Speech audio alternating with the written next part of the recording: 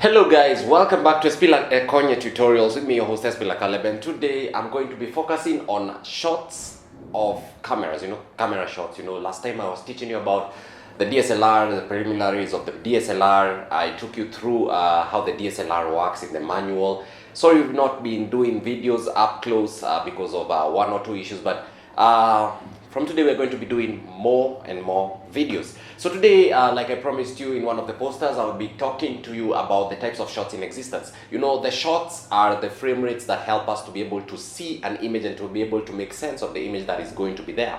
So it's also important for you to note that shots help us to be able to make sense of a story. And I'll teach you about the types of shots in existence, but there are actually two types of shots in existence. There's the auxiliary shots and the basic shots in existence. So for those who are joining me, they're wondering what is this that I'm holding. I'm holding a DSLR camera. The DSLR camera is the camera that is called the digital single lens reflex camera that is used for outdoor photography and digital photography. That means we are going to save our work in something called an SD. So the SD has the SD slot over here. That's where we're going to be saving our work, but today I'm not going to talk to that. You can watch that in our first video. It has all the details about introduction to photography. So in my video today, we're going to look at the types of photography. So we have the auxiliary, the types of shots. We have the auxiliary shots and the basic shots. So someone will be wondering, what are auxiliary shots? So auxiliary shots are these shots that aid the basic shots. They are the shots that help you to be able to make sense of the basic shots. So the basic shots are the main shots of the story. For example, if you're walking into the building, the first thing that you see is the name of the building, because you're concentrating on the name of the building so that you cannot get lost. So that is usually an auxiliary shot when it comes to the DSLR. It's called the close-up shot. Actually, there are many types of the auxiliary shots that exist. So we have the medium long shot, we have the medium close-up, we have the big close-up, and we have the extreme long shot. I have used very big terms over there, and someone will be wondering what are these terms. So the medium close-up is the shot that cuts at the bust. It is used by journalists when it comes to reporting on the TV. It cuts at the bust, at the chest. That's where the journalists use it to record whatever they're recording on the TV, and they use it to explain on the news desk. So that is the medium close-up. It's normally used for that. Also, the medium close-up is used in shots during films when you're trying to show two people in a two-shot that are trying to have a conversation with one another. So you use the medium close-up. It's called the MCU. Next time I'll be teaching you about the script, how you do it over there. Then we have the big close-up. The big close-up is also known as the extreme close-up, also known as XCU.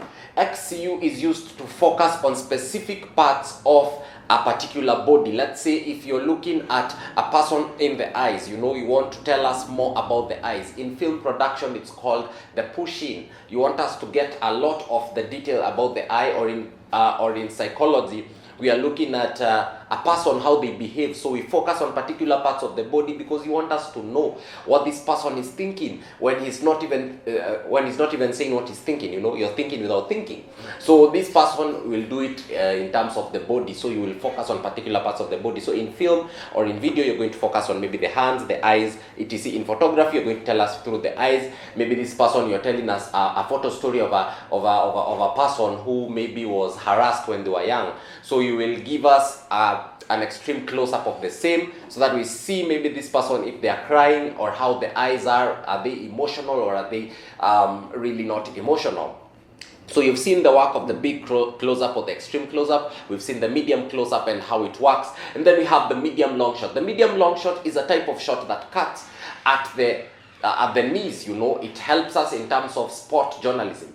Right? When sport journalists want to maybe tell us a story or something, so we don't lose the long shot. We have the medium long shot that cuts at the knees. It helps us to understand what is happening in terms of that. So also in media houses that really don't have enough equipment, the medium long shot is used to show so that maybe this person has not worn professional shoes. Maybe he has sports shoes or something like that. So medium long shot helps us to cut over there and hide some identity. So it's very, very important in terms of journalism and media studies. And then we have the extreme long shot. As we go through journalism, we are going to understand, in photography, we're going to understand things called the deep depth of field and the shallow depth of field. Deep depth of field is the distance between the depth of field is the distance between the subject and the lens of the camera. So whatever that it creates at the background is what we call the depth of field actually. No, the focal length is now the distance between the subject and the lens of the camera. So whatever that is created with the focal length is directly proportionate with what is going to be at the background. So if you have a deep depth of field, it means that we have a wide view at the background. So all these things you're going to be seeing at the background. So an extreme long shot has a deep depth of field. So it means the distance between the subject and the lens of the camera is quite large. So it means we are going to have a very large background over there. So you find there is a person who is there who is talking, and we have a very large background where we have maybe the mountains over there, or maybe this person is explaining and there are books around them and stuff like that, but we have the whole thing at shot. So those are the shots that actually support the main shots. So they are the ones that even when you're talking, you find that they are going to give more and more information about what we are going to be seeing in that particular aspect. So I've talked about the auxiliary shots. Now we have the basic shots. The basic shots are normally three in particular. So we have the long shot, which cuts at the head and at the foot. So the headroom and the foot room is in shot. Right? The headroom and the foot room is in shot. So you find the headroom, like you've heard me say, the headroom is the distance between the tip of the frame of the camera and the bottom of the frame of the camera. So you find that is what we call the headroom. So if both headroom and foot room are in shot, that's when we have the long shot. But what about the background? The background is normally minimized. Okay? Extreme long shot, remember, is the headroom and foot room is in shot, but also we have an elaborate background at the back. We have a deep depth of field. Then now we have the close-up. The close-up is the one that cuts at the neck, right? It's also called the passport shot, where we're able to see a person in detail. Like we've seen this person from the extreme long shot, where we are seeing him as a small person. We come to the long shot, we see this person in detail, and then now we have the extreme details, that is the long shot. But the big long shot, that is the close-up. But the big close-up is where we have the extreme details about this person on a shot. Do you understand? So this means that someone will ask, where does the shot,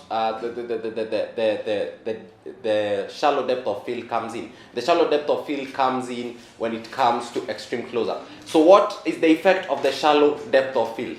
What is the effect of the shallow depth of field? The shallow depth of field creates like a blurry image at the back. That is where most photographers usually use it to create a blurry background at the back. We're going to see the types of zoom lenses that are used so that we can be able to shoot this particular thing when it comes to to achieve these things, and why they are used to achieve particular aspects. So that is that.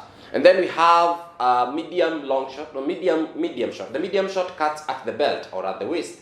So it is usually used also in news reporting, where we want to see the person at the aspect of the top side of the body. Maybe this person has not had professional attires at the bottom. Maybe this person has been called in an abrupt way, maybe to go and report about war crimes or stuff like that. So you find it cuts at the bottom, and at the top maybe they have the official attire. So at the bottom we do not have that. So that's one way of covering up, or a professional way of covering up for this person who has shot in this particular way. Then we have lastly, we have lastly the medium shot, we have the long shot, and then we have the close-up. I've talked about the close-up. Close-up or the passport shot is the one that also is an auxiliary. So all these three, well, if you want to understand them well, you can watch wildlife documentaries, where you find they arrange the series in a way, the series of shot in a way to tell a story. Also, as much as we are creating this, we also have angles, how we are going to create shots using the angles that are there in existence. So thank you very much for keeping it tuned to Espila Ekonye Tutorials. Always remember to like, subscribe, and share.